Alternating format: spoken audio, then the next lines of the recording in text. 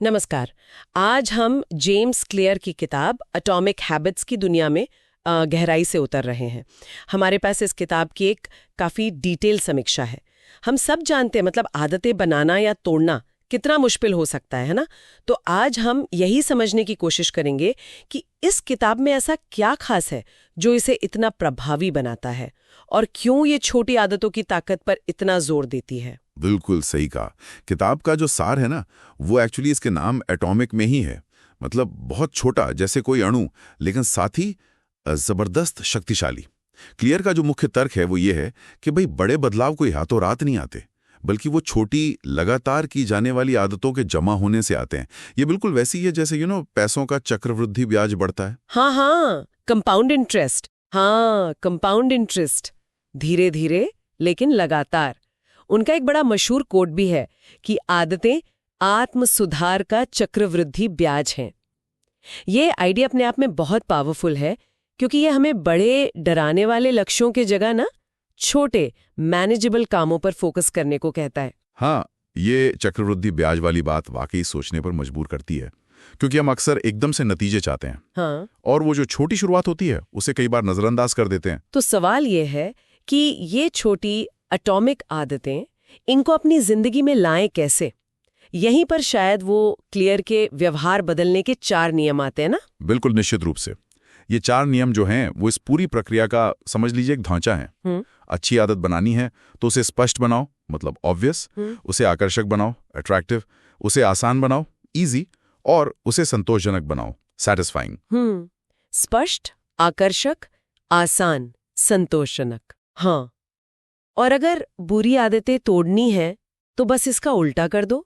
उन्हें अदृश्य बना दो, इनविजिबल, अनाकर्षक, अनअट्रैक्टिव, मुश्किल, डिफिकल्ट और असंतोषजनक, अनसैटिस्फाइंग। ये सिर्फ नियम नहीं है, ये एक्चुअली हमारे दिमाग के काम करने के तरीके से जुड़े हैं। जैसे स्पष्टता हमारा ध्यान खींचती है, आकर्षण से इच्छा जगती है, आसानी से एक्शन लेना संभव होता है और संतोष मिलता है तो हम उसे दोहराते हैं। ये दिलचस्प है कि ये नियम सुनने में इतने सीधे और सरल लगते हैं। क्या ये वाकई मतलब हर तरह की आदत पर या हर इंसान पर इतनी आसानी से लागू हो जाते हैं? ये अच्छा सवाल है। देखिए, किताब खुद मानती है कि ये एक फ्रेमवर्क है, कोई जादू की छड़ी नहीं। इसकी खूबी इसकी सिंप्लिसिटी और प्रैक्टिकलिटी में है। लेकिन क्लियर एक और थोड़ी गहरी बात कहते हैं, वो है पहचान आधारित आदतें, आइडेंटिटी बेस्ड हैबिट्स। उनका कहना है कि सिर्फ नतीजों पर फोकस करने के बजाय, जैसे मुझे वजन कम करना है, हमें इस पर ध्यान देना चाहिए कि हम कौन बनना चाहते हैं। अच्छा, जैसे ये सोचना कि मैं एक स्वस्थ इंसान हूं। तो ये सिर्फ क्या करना है से ज्यादा कौन बनना है की बात हो गई। मुझे पर्सनली ये वाला पहलू सबसे मजबूत लगा। बिल्कुल, क्योंकि ये आदत बदलने को सिर्फ एक काम नहीं रहने देता, बल्कि ये उसे इससे जोड़ देता है कि आप असल में कौन हैं। एकदम सही। बिल्कुल, क्योंकि जब कोई व्यवहार, कोई आदत आपकी पहचान का हिस्सा बन जाती है तो उसे ना करना ऐसा लगता है जैसे आप खुद के ही खिलाफ जा रहे हो। ये अंदरूनी प्रेरणा का, मतलब इंटरनल मोटिवेशन का सबसे मजबूत रूप है। जैसा किताब में भी कहा गया है, आंतरिक प्रेरणा का अंतिम रूप तब होता है जब कोई आदत आपकी पहचान का हिस्सा बन जाती है। हर बार जब आप वो छोटी आदत अपनाते हैं ना, तो आप एक तरह से अपनी उस नई पहचान के लिए वोट कर रहे होते हैं। ये अच्छा पर्सपेक्टिव है। और ये सब काम कैसे करता है? इसके पीछे वो हैबिट लूप का विज्ञान है, राइट? संकेत, लालसा, प्रतिक्रिया और इनाम। हाँ, वो आदत का पूरा मनोविज्ञान है। संकेत यानी क्यू, वो ट्रिगर है जो आदत शुरू करता है। फिर आती है लालसा, क्रेविंग, जो उस इनाम की चाहत है। प्रतिक्रिया, रिस्पॉन्स, वो असल आदत है जो हम करते हैं। और फिर आता है इनाम, रिवॉर्ड, वो संतुष्टि जो मिलती है और उस लूप को मजबूत करती है। और यहीं पर माहौल का रोल आता है। हाँ बिल्कुल, हमारा माहौल, हमारा एनवायरनमेंट बहुत अहम हो जाता है। क्लियर तो कहते हैं माहौल वो अदृश्य हाथ है जो मानव व्यवहार को आकार देता है।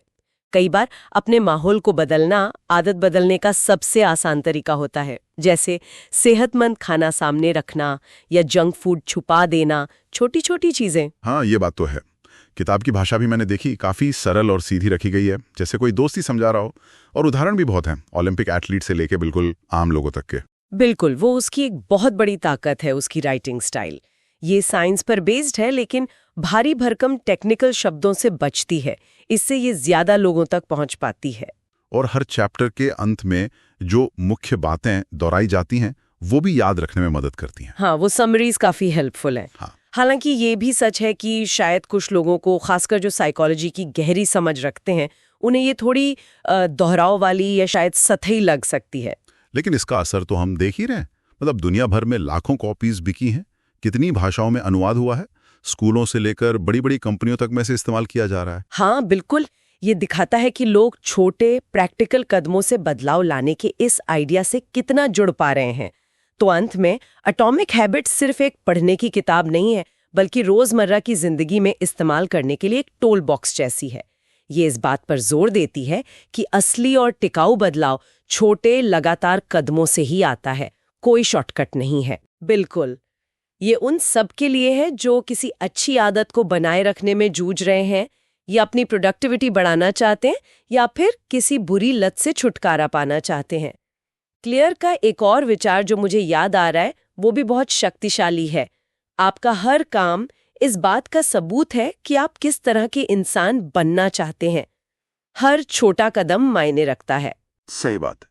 तो इस पूरी चर्चा के बाद शायद हमारे सुनने वालों के लिए सोचने वाली बात यह हो सकती है, ऐसी कौन सी एक परमाणु आदत है, बिल्कुल छोटी सी, जिसे अगर आज से अपनाया जाए तो वो उनके जीवन में सबसे बड़ा चक्रवर्ती असर डाल सकती है।